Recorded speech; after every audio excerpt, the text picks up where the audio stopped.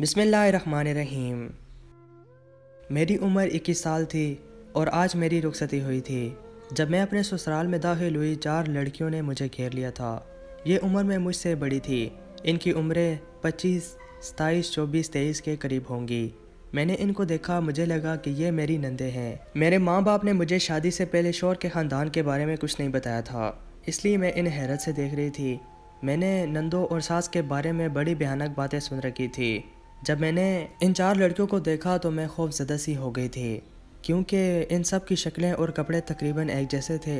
लगता था जैसे वो लड़के की बहनें हैं और अब मिलकर मेरी ज़िंदगी जहन्नम कर देंगी। लेकिन मेरी हैरत की इंतहा न रही जब मुझे पता चला कि ये मेरे शौहर की बेटियां हैं। या खुदाया, क्या मेरा शौहर पहले से शादीशुदा था? थोड़ी देर के बाद मैंने अपने शौहर को देखा। वो मुश्किल से 35 साल का लग रहा था। जब मुझे पता चला कि उनकी 4 बेटियां हैं, मेरी तो हैरत की इंतहा न रही। जैसे मैं ख्वाब देख रही हूँ। 35 साल के बंदे की 4 बेटियां, ऐसा तो नहीं हो सकता। खैर, थोड़ी देर के बाद मैं शौहर के कमरे में थी कि चारों बेटियां वहाँ पे पीछे पीछे आ गई। मुझे देखकर बड़ी हैरत हुई थी कि वो चारों गैर शादीशुदा थे। वो मुझे छोटी अम्मी कहकर पुकारने लगी। मुझे बहुत अजीब सा लगा था। मुझे देखकर हंसी और कहने लगी, अब्बा ने दरअसल आपसे दूसरी शादी की है। वो आपको बताना नहीं चाहते थे कि पहले से शादीशुदा हैं, लेकिन आपके माँ बाप को सब कुछ पहले से पता था। अब से आप हमारी छोटी अम्मी हैं। इन लड़कियों ने मुझे प्यार किया जैसे मैं इनकी माँ नहीं, इनकी औलाद हूँ। और फिर वो मेरे कमरे से चली गई। मैं हैरत से हक्की बक्की इन चारों को जाता देखती रही। मैंने अपने शौहर फैसल को देखकर बेयकीनी से इन लड़कियों की तरफ देखा। मुझे यकीन नहीं आ रहा था कि ये फैसल की बेटियाँ हैं।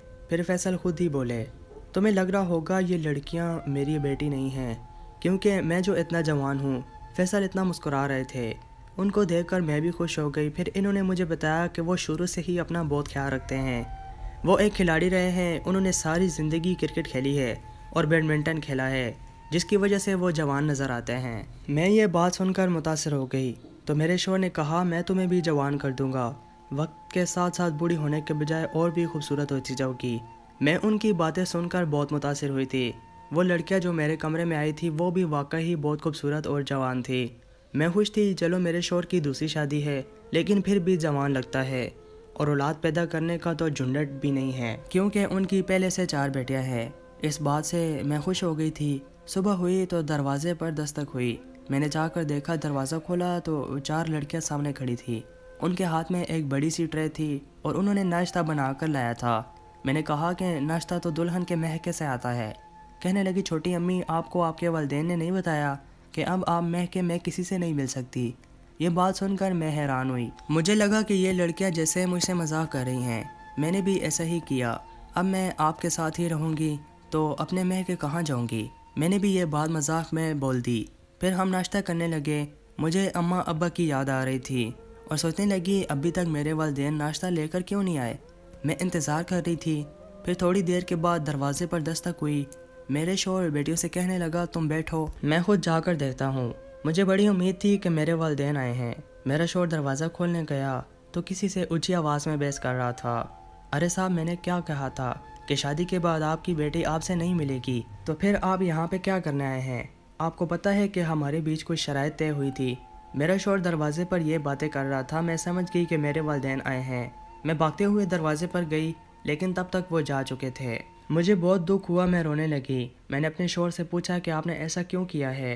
तुम्हारे वालिदैन ने खुद ही इस शर्त पर रजामंदी दी थी कि शादी के बाद तुम अपने महके वालों से नहीं मिलोगी और तुम्हें भी कोई एतराज़ नहीं होना चाहिए। तुम्हें इस घर में हर किस्म की खुशी मिलेगी।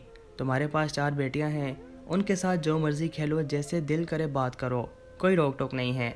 मैंने कहा, यह बात नहीं है। माँ बाप की अलग जगह होती है, कोई उनकी जगह नहीं ले सकता। मेरे अब्बा को तो घर आने देते, वो बूढ़े हैं, इस उम्र में दरवाजे से वापस गए हैं, कितना बुरा लगा होगा। मेरे शौहर ने इस बात की कोई परवाह न की। मैं अंदर आ गई और रो रो कर मेरा बुरा हाल हो गया था। पहले ही दिन मेरे साथ ऐसा किया तो आगे जाकर क्या होगा? फिर मेरा शौहर कुछ सोच कर वापस कमरे से बाहर आया और बोला, मैं एक शर्त पर तुम्हें महके जाने की इजाज़त दूंगा, लेकिन वो यहाँ नहीं आ सकेंगे। हाँ, मैं आपकी हर शर्त मानने को तैयार हूँ। मैंने रोते हुए कहा, बस ठीक है, मैं फिर शर्त तुम्हें उसी दिन बताऊंगा। फ़िलहाल जो मैंने तुम्हें कहा है तुम वही करो। मेरी बेटियों से बातें करो, उनके साथ अच्छा रवैया रखो। मुझे ज़रा दफ्तर जाना है, बहुत ज़रूरी काम है। मेरा शौहर ये कहकर घर से चला गया। پیچھے ان لڑکیوں نے مجھے گھیر لیا، مجھ سے باتیں کرنے لگی، لیکن ان کی باتوں سے ایسا لگتا تھا جیسے انہیں سے جان چھڑوانے کی بہت جلدی ہو۔ پھر کہنے لگی ایک لڑکی جس کا نام نگین تھا کہ آپ کے لیے میں پھلوں کا جوس بنا کر لاتی ہوں۔ یہ کہہ کر وہ کچن میں چلی گئی اور اس کے پیچھے دوسری لڑکی بھی چلی گئی۔ انہوں نے میرے لیے جوس بنا کر لایا اور کہنے لگی یہ پیو، اگر نے پیا تو ہم ناراض ہو جائیں گے۔ میں نے جیسے ہی پیا تو مجھے بہت کڑوا لگا، جیسے کسی خراب پھل سے بنا ہوا ہو۔ میں نے کہا یہ بہت کڑوا ہے، تبھی وہ لڑکی نگین کہنے لگی آپ ہم سے محبت نہیں کرتی، ورنہ آپ کو یہ جوس کڑوا نہ لگتا، میٹھا لگتا۔ میں وہ جوس پینے لگی، وہ مجھے کھڑے ہو کر غور سے دیکھ رہی تھی۔ جیسے ہی میں نے پیا انہوں نے میری طرف ایسے دیکھا جیسے کوئی بہت بڑا کارنامہ ہو گیا ہو۔ پھر وہ تینوں میرے کمرے سے چلی گئیں۔ اس کے بعد مجھے نہیں پتا کیا ہوا، میری آنکھ تب کھلی جب شام کے تقریباً 10 بج رہے تھے۔ میں نے دیکھا کمرے میں عجیب سی خاموشی تھی۔ میں اٹھ کر ادھر ادھر دیکھنے لگی، میرا سر باری باری سا تھا۔ سوچنے لگی کہ میں سارا وقت کیسے سوئی رہی، حالانکہ میں یہ 3-4 بجے دوا پی کر سوئی تھی۔ اس کے بعد یہ کیا ہوا پتہ نہیں تھا۔ میں نے دیکھا 10 بج رہے تھے، جلدی سے اٹھ کر باہر آئی۔ میں نے دیکھا پورے گھر میں اندھیرا تھا، روشنی نہیں تھی۔ میں سارے کمرے میں جھانکنے لگی، سارے کمروں کے دروازے کھلے ہوئے تھے۔ پھر اچانک مجھے کسی نے کھینچ کر اندر کمرے میں دھکیل دیا۔ مجھے بہت ڈر لگا، میں نے چیخ مارنے کی کوشش کی مگر مجھے پکڑنے والے نے میرے فیس پہ ہاتھ رکھ دیا تھا۔ پھر میں کافی دیر وہیں رہی۔ پتہ نہیں یہ آدمی کون تھا، اس کے ہاتھوں کا رنگ میرے شوہر کے ہاتھوں کے رنگ سے مختلف تھا۔ میں پہچان سکتی تھی کہ یہ میرا شوہر نہیں ہے۔ میں نے اس کو پرے دھکا دیا اور وہاں سے بھاگ کر باہر نکل آئی۔ بھاگتے بھاگتے اپنے کمرے میں آئی اور جلدی سے اندر سے کنڈی لگا لی۔ میرا دل زور زور سے دھڑک رہا تھا۔ خدا جانے یہ کون آدمی تھا جس نے مجھے دبوچ لیا۔ یا اللہ اس گھر میں کیا ہو رہا ہے؟ یہ گھر میری سوچ سے بھی زیادہ بڑا تھا۔ اس گھر میں 14 کمرے تھے۔ مجھے یہ گھر خوفناک لگنے لگا تھا۔ میں کمرے میں بیٹھ کر اپنے شوہر کا انتظار کرنے لگی۔ پھر اچانک تھوڑی دیر کے بعد دروازے پر دستک ہوئی۔ دانش نے کہا میں باہر کھڑا ہوں۔ تب میں نے دروازہ کھولا تو دانش سامنے کھڑے مسکرا رہے تھے۔ کیا ہوا؟ تم اتنی ڈری ہوئی کیوں ہو؟ وہ آپ کہاں گئے تھے؟ میں بہت ڈر گئی تھی۔ ارے کیوں ڈر گئی تھی؟ یہ گھر کوئی بھوت بنگلہ تو نہیں ہے؟ کدھر گئے تھے آپ؟ میں کام پہ گیا تھا۔ کیوں پریشان ہو رہی ہو؟ اگر آپ کام پہ تھے تو مجھے اس کمرے میں کس نے دبوچا؟ او وہ میں ہی تھا۔ تمہیں کیا لگا اس گھر میں اور کون آئے گا میرے علاوہ؟ یہ گھر سارا میرا ہے، میری بیٹیاں ہیں۔ اگر وہ تم سے شرارت کرتی تو وہ الگ بات ہے، ورنہ اس گھر میں ہی ہوتا ہوں، اور میں تمہیں ایسے ہی ڈرا رہا تھا۔ میرے شوہر نے ایسے بات کی جیسے اس کمرے میں پیش آنے والا واقعہ انہی کا تھا۔ میں خاموش ہو گئی کہ چلو میں شوہر کے ساتھ ابھی 1 ہفتہ ہی رہی ہوں، ہو سکتا ہے کہ مجھے پہچاننے میں کوئی غلطی ہوئی ہو۔ میرے شوہر نے آتے ہی مجھ سے کہا کہ میں کھانا کھا لوں۔ میں نے کہا میں جوس پی کر بیٹھی ہوں، دوپہر کو بھی تھوڑا کھانا کھایا تھا۔ کہنے لگا میں تمہیں جوس بنا کر دیتا ہوں۔ میں نے انکار کر دیا، میں نے کہا میں جوس نہیں پینا چاہتی۔ لیکن عجیب بات تھی کہ میرا شوہر بھی میرے لیے جوس بنا کر لے آیا۔ میں نے کہا میں پینا ہی نہیں چاہتی۔ کہنے لگا بالکل بھی نہیں، تمہیں اپنی صحت کا خیال رکھنا ہے، اور یہ پیو۔ شوہر کی ضد عجیب سی تھی۔ پھر میں نے جوس پی لیا۔ پھر ویسا ہی ہوا، تھوڑی دیر کے بعد میری آنکھ لگ گئی۔ ایسا لگتا تھا جیسے مجھے کوئی نشہ پلا دیا جاتا ہے جس سے مجھے نیند آ جاتی ہے۔ مجھے سخت غصہ بھی آ رہا تھا کیونکہ اب جب میری آنکھ کھلی تو صبح کے 8 بج رہے تھے۔ اب نیند اتنی انسان کو تو قدرتی طور پر نہیں آتی۔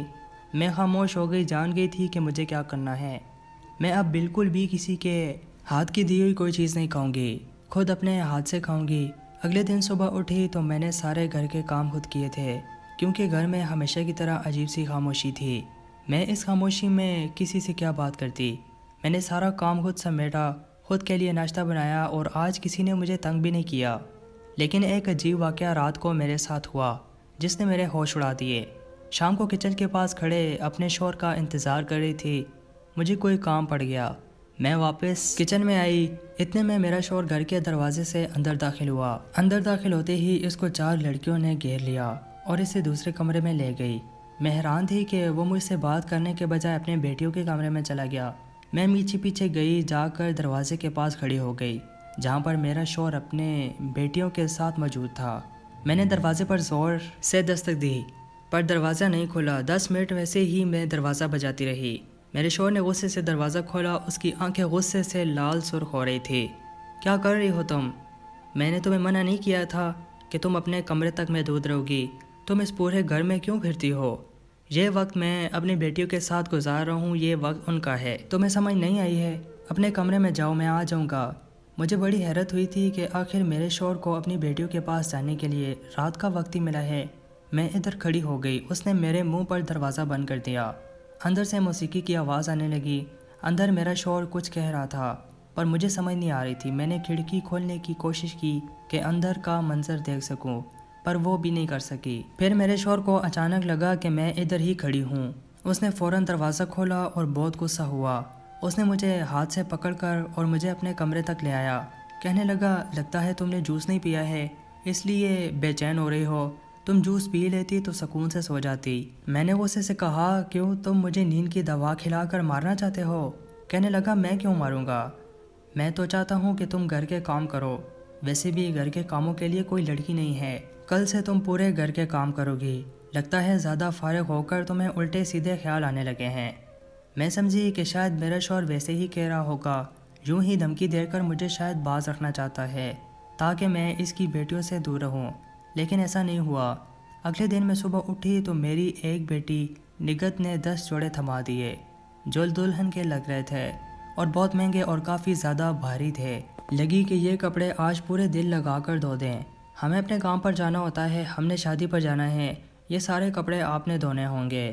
میں نے کہا ٹھیک ہے، میں نے ہاں میں سر ہلا دیا، پر میں نے سوچ لیا تھا کہ مجھے ایسا نہیں کرنا، کیوں میں ان کی نوکرانی تو نہیں تھی کہ پورا دن بیٹھ کر کپڑے دھوتی رہوں۔ میں نے اس سے بات کر کے اوپر چھت پر جانے کا فیصلہ کیا۔ چھت پر گئی تو میری نظر ارد گرد کے گھروں پر پڑی تو اندازہ ہوا کہ یہ بہت ہی گندا سا محلہ ہے۔ تبھی میں نے ایک عورت کو دیکھا جو دوسرے گھر کی چھت پر تھی۔ اشارے سے اسے اپنے پاس بلایا۔ کہنے لگی، کیا بات ہے، میں اس گھر کے لوگوں سے بات نہیں کرتی ہوں، تو کوئی نہیں لگ رہی ہے، کب آئی ہو یہاں؟ پر میں نے کہا، کیا مطلب تم اس گھر کے لوگوں سے بات نہیں کرتی؟ کہنے لگی، بس یوں ہی، مجھے اس کا انداز عجیب سا لگا۔ میں نے کہا، مجھے تم سے ایک کام ہے۔ کہنے لگی، جلدی بتاؤ، اگر میری ماں نے مجھے دیکھ لیا تو وہ بہت برا منائے گی۔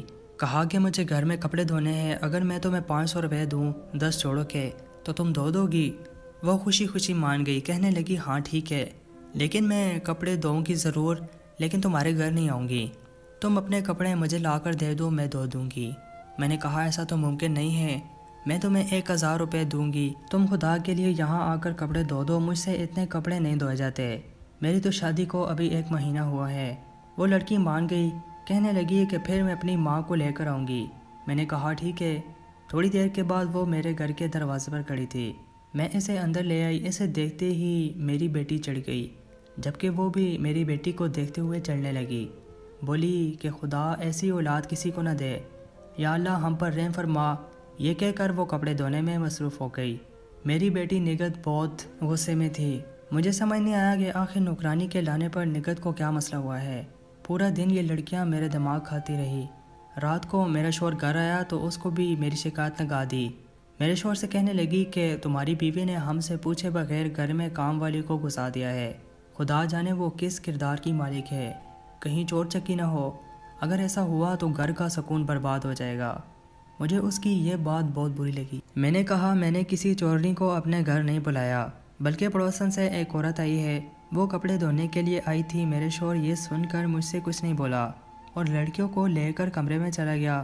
میں نے ٹھان لی تھی اس بار کہ میں آج ان کی باتیں ضرور سن کر رہوں گی کہ آخر وہ اپنی بیٹیوں سے کیا باتیں کرتا ہے۔ سو میں دروازے کے باہر کھڑی ہو گئی اور ان کی باتیں سننے کی کوشش کرنے لگی۔ دانش کی ایک بات ہی مجھے سمجھ آئی کہ آج ہم اپنے گھر کی بجلی 10 بجے خراب کریں گے تو ہمارا کام ہو جائے گا۔ مجھے پورا یقین تھا کہ آج 10 بجے سے ضرور کچھ ہوگا جو مجھ سے چھپایا جا رہا ہے، اس لیے میں نے اپنے شوہر کا دیا ہوا جوس نہیں لیا۔ اس نے بڑی کوشش کی کہ وہ کسی طرح مجھے جوس پلا جائے، پر میں نے انکار کر دیا۔ میں نے کہا، میں کھانا کھا چکی ہوں۔ اس کے بعد میں سونے کی اداکاری کرنے لگی۔ تھوڑی دیر کے بعد میرا شوہر کمرے کا دروازہ بند کر کے چلا گیا۔ میں نے اس کے پیچھے جانے کی کوشش کی، لیکن باہر سے بھی دروازہ بند تھا۔ اب مجھے بہت عجیب لگا تھا۔ میں سچ میں اس قدر پریشان ہو گئی تھی کہ اپنی پریشانی کسی کو بتا بھی نہیں سکتی تھی۔ اب میں نے اماں سے بات کرنے کا فیصلہ کیا، لیکن کیسے؟ ان لوگوں نے تو میرے والدین کو یہاں آنے سے منع کر دیا تھا۔ پھر میں نے اپنی پڑوسن کو، جو کہ میرے گھر میں کام کرنے آتی تھی، امراض بنا لیا۔ رفتہ رفتہ وہ بھی مجھ سے باتیں کرنے لگی۔ بولی کہ میں دراصل ان لوگوں سے بہت ڈرتی ہوں، تم سوچتی ہوگی کہ یہ باپ بیٹیاں ہیں، مگر یہ تو ایک برا مافیا ہے۔ انہوں نے تم سے شادی بھی اس لیے کی کہ ان کو شریف محلے میں رہنے کے لیے گھر مل سکے، ورنہ تو یہ بدنام زمانہ ہے۔ ان کو لوگ فوراً ہی پہچان لیتے ہیں۔ یہ لڑکیاں اسی لیے گھر سے باہر نہیں نکلتی، یہ غلط کاموں میں ملوث ہیں، اور تمہارا شوہر اور لڑکیاں یہ چاہتی ہیں کہ ہمارا کام چلتا رہے، کاروبار چلتا رہے، اور ہم یہ بھی مشہور کریں کہ ہم نے تو اس محلے میں رشتہ داری کی ہوئی ہے، اس محلے کی بیٹی ہمارے گھر میں ہے، اسی لیے لوگ انہوں کچھ نہیں کہتے، ورنہ یہ جس محلے میں رہتے ہیں وہاں ان کو کوئی برداشت نہیں کرتا۔ یہ بات سن کر میرے تو رونگٹے کھڑے ہو گئے۔ تو یہ کیا لڑکیاں میرے شوہر کی بیٹیاں نہیں ہیں؟ نہیں تو تم پاگل ہو گئی ہو کیا؟ ان کی عمریں دیکھو اور پھر خود ہی فیصلہ کرو کہ کیا اتنی جوان عمر میں کوئی شخص 25 سال کی بیٹی کا باپ بن سکتا ہے؟ یہ سارا ایک گروپ ہے، تم جتنی جلدی ہو سکے یہاں سے بھاگ سکتی ہو بھاگ جاؤ، تمہیں استعمال کیا جا رہا ہے۔ پڑوسن کی باتیں سن کر میرے تو رونگٹے کھڑے ہو گئے تھے۔ تبھی یہ لوگ مجھے نشے کی دوا دینے کی کوشش بھی کرتے تھے تاکہ میں ان کا مہرہ بن کر رہوں۔ میں نے سوچ لیا تھا کہ اب میں دروازے کے راستے تو باہر نہیں نکل سکتی۔ میں نے اسی شام گھر کی چھت سے پڑوسن کی چھت پر جانے کا فیصلہ کیا۔ اس نے میری بھرپور مدد کی اور میں اپنی جان بچا کر اپنے گھر بھاگنے میں کامیاب ہو گئی۔ میرے ماں باپ کو شکر ہے کہ ان لوگوں نے تنگ نہیں کیا، کیونکہ ان کے بس میں یہ بات نہیں تھی۔ ایسا کرتے تو محلے میں ان کا پول بھی کھل جانا تھا۔ مجھے افسوس ہے کہ میں ایک ایسے شخص کے نکاح میں رہی ہوں جو کہ ایک گینگ کا حصہ تھا، اور وہ طلاق دیے بغیر ہی وہاں سے سامان سمیٹ کر چلے گئے۔ یہ حقیقت پتہ چلنے کے بعد میرے والدین میری دوسری شادی کرنا چاہتے ہیں۔ وہ آدمی میری زندگی سے غائب ہو گیا ہے، اب میری شادی کیسے ہو سکتی ہے جبکہ میرے شوہر نے مجھے طلاق ہی نہیں دی تھی؟ آپ کی نظر میں اگر اس کا کوئی حل ہے تو ضرور بتائیے گا۔ دوستوں، مزید سچی کہانیاں سننے کے لیے محمد اسماعیل وائس چینل کو ضرور سبسکرائب کریں اور ساتھ میں دیے گئے بیل پر کلک کریں۔